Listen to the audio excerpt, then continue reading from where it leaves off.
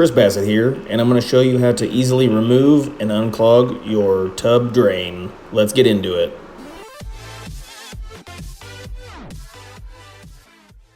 So I'm working on a Watco brand drain plug.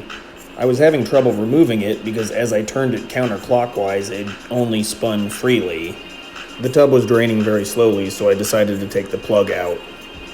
So in order to remove the drain plug, you need to access the interior fitting, and to do that you'll need to take off the cap. So depress the plug into the tub, apply pressure, and turn it counterclockwise to remove the cap. From there you'll take a standard screwdriver and push it into the copper fitting.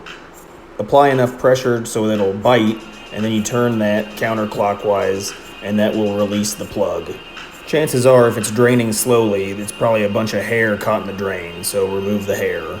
If you have any questions, put them down in the comments, and if this was helpful, hit the like button. Thanks.